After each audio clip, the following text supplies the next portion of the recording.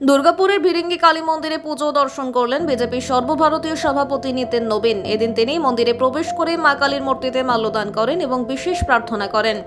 মন্দির চত্বরে কিছুক্ষণের সময় কাটিয়ে তিনি আশীর্বাদ গ্রহণ করেন। পুজো শেষে নিতেন নবীন দ্রুত মন্দির ত্যাগ করেন।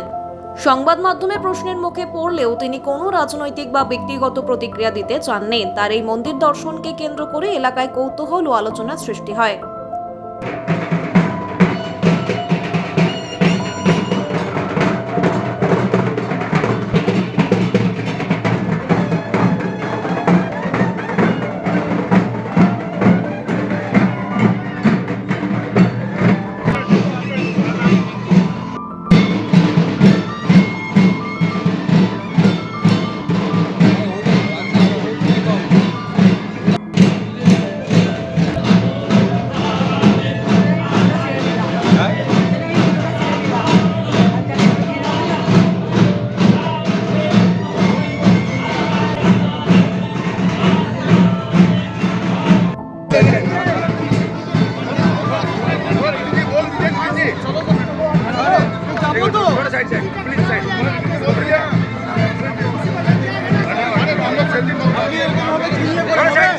आगे देखिए ना, आगे देखिए।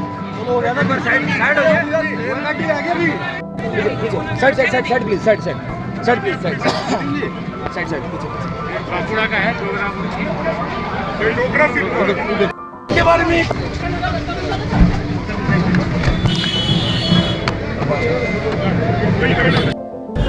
সেই কারণে যিনি স্বাস্থ্য বলতে বাংলায় কিছুই রাখেননি, শুধু অস্বাস্থ্যের ছড়াছড়ি। আর তার সাথে সাথে যেখানে জঙ্গল রাজত্ব কায়েম করেছে, তো সেখানে স্বরাষ্ট্রমন্ত্রী মানে থাকা না থাকার সমান।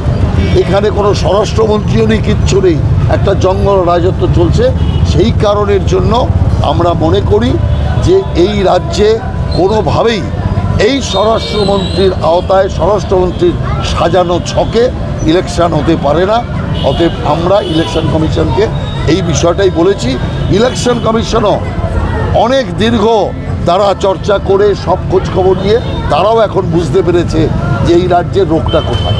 সিঙ্গুরের মূল যে সিঙ্গুর আন্দোলনের আমরা জানি মূল মুখ ছিলেন মমতা বন্দ্যোপাধ্যায়।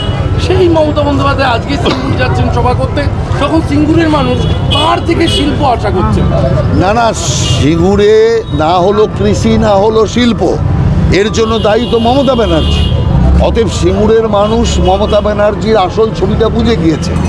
সারা রাজ্যের কোটি কোটি বেকার বুঝে গিয়েছে যে তাদের বেকারত্বের কারণ হচ্ছে মমতা ব্যানার্জি। কারণ সিঙ্গুর থেকে টাটাকে যদি না তাড়াতো তাহলে এই রাজ্য থেকে শিল্প চলে যেত না। এই রাজ্য থেকে শিল্প চলে যাওয়ার জন্য কেউ যদি দায়ী হয় তিনি হচ্ছেন মমতা ব্যানার্জি। কেন করলেন এটা? শুধুমাত্র নিজের জেদকে বজায় রাখতে। নিজের জেদের জন্য সিঙ্গুর থেকে টাটাকে তাড়ালেন, আর টাটা চলে যাওয়ার পরে আর কোনো শিল্পপতি এখানে বিনিয়োগ করেন না, করতে আসেন না।